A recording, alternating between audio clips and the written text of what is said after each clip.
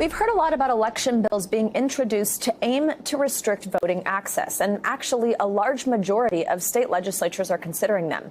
By March 24th, lawmakers had introduced 361 restrictive election bills in 47 state houses, according to the nonpartisan Brennan Center for Justice at New York University.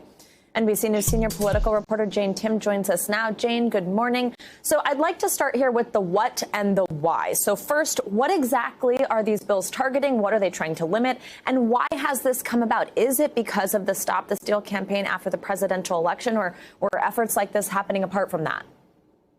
Good morning, Savannah. Now, the majority of these bills do target mail voting. So, of course, something that was just really high profile in the last election.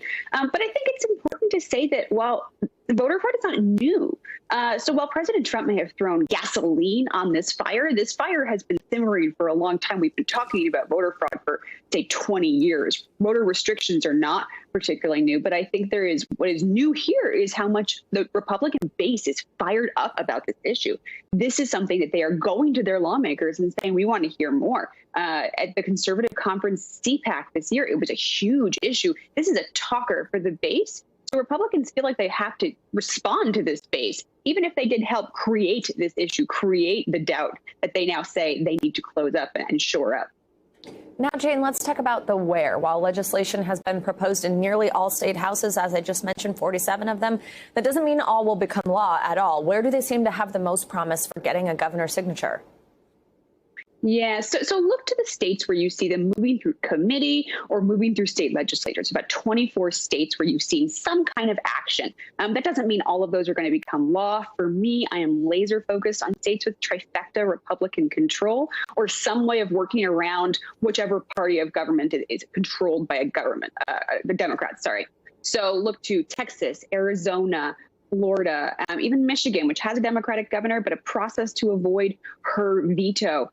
So this is where you're going to see potential movement and possibly a governor's signature on some restrictions.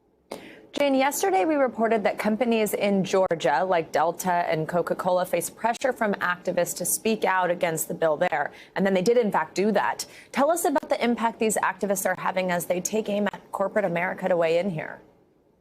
Yeah, I think activists are really taking note of what happened in Georgia, where you see big business interests saying, you know what, these bills are not good for business and we do not like them, and using their clout to go against. Obviously, corporations are big donors of Republicans who often advocate for tax cuts for those big companies. So in Texas last night, we saw two business giants, Michael Dell of Dell Technologies and American Airlines, come out against restrictions in Texas. That's going to be a strong player in whether these bills actually make it all the way through the process and what they look like when they make it through the process. Jane Timm, thank you so much.